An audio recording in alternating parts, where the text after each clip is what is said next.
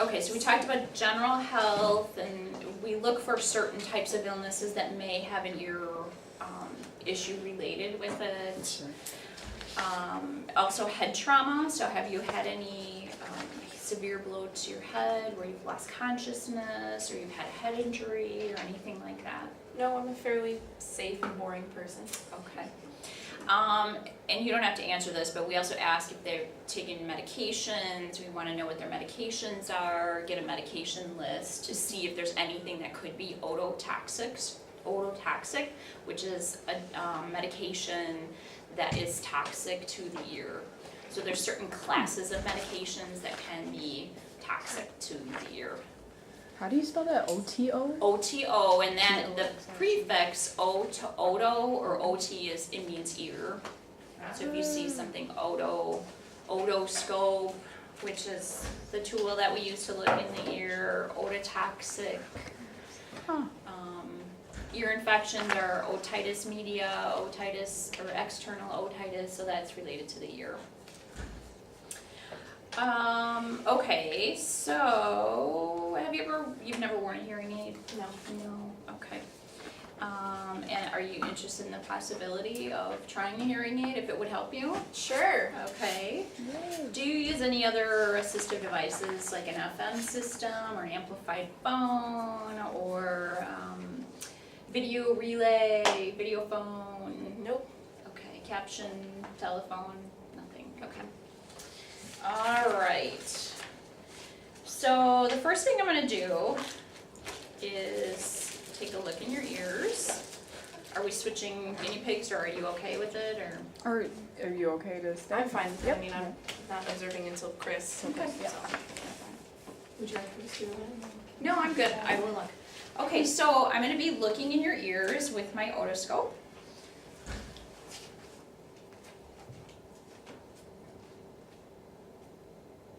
Okay, I can partially see your eardrum. You have a little bit of wax in your ear.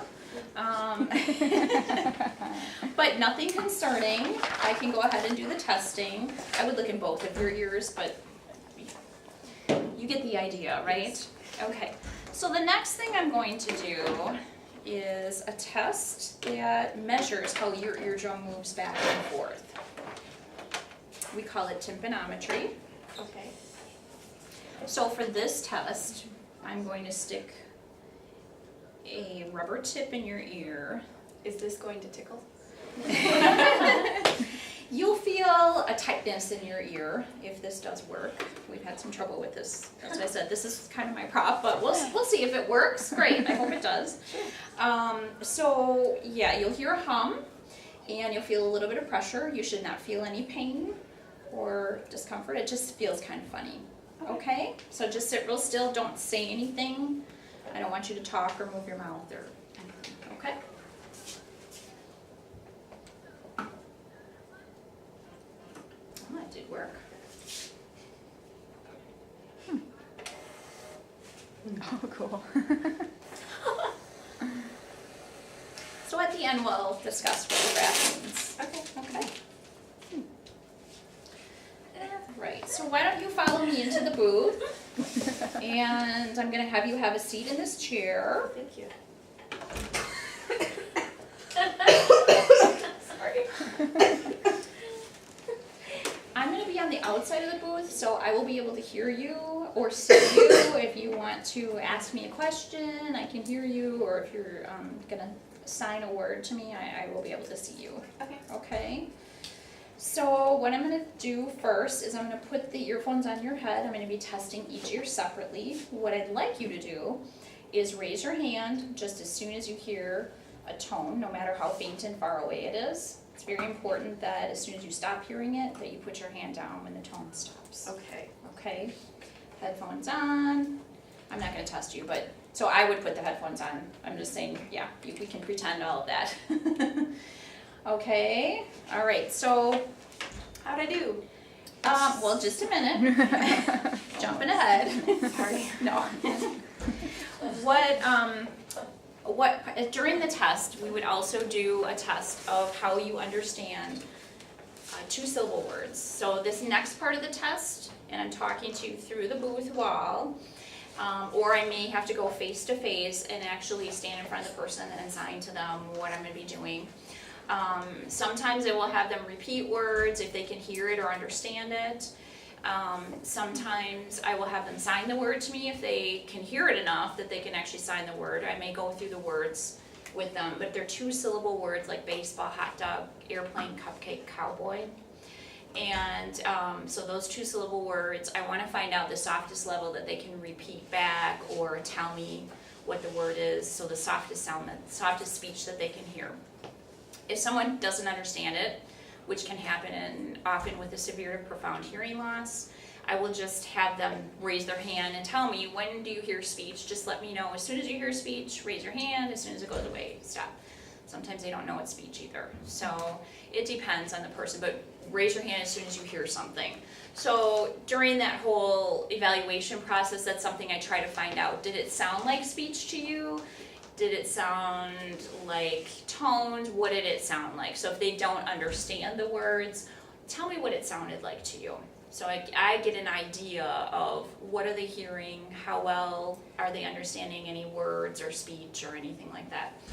Then after that, given success being able to do that test, I would do a test where I amplify the words, make it loud enough, compensate for their hearing loss, and ask them to repeat the words back. So I'm gonna present some words at a level to compensate for your hearing loss, and I just want you to repeat the words back to me.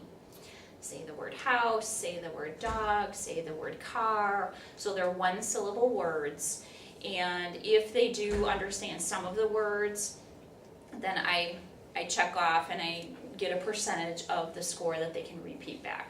If it turns out they just can't understand any speech, then the next thing I will do is actually do it with visual cues. So I'll have the person looking at me through the booth and see how well they get it with visual cues.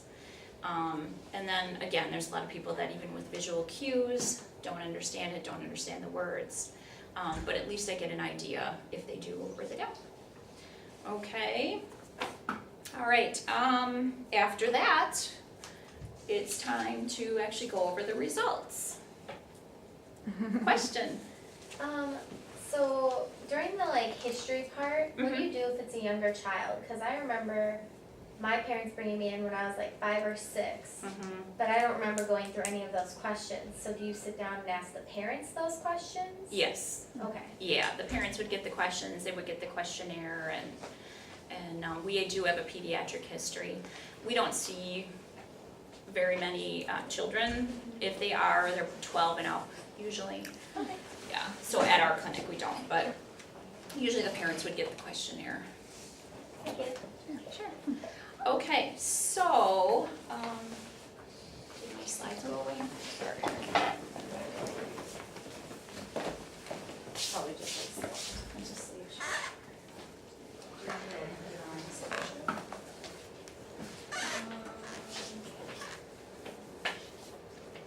I can start with that. Yeah. Is there any remote or anything? That's okay. Oh, yeah. All right, well, it's on behind me, but I'm gonna be explaining it to you on here. So if you can see that, I could probably explain it to you with that too. Okay, so we just finished testing your hearing, and I want to go over the results. First, I want to explain to you a little bit about the anatomy of the ear, so you get an idea of the different parts of the ear, and then how we tested it. I made a little drawing for you to be able to look at.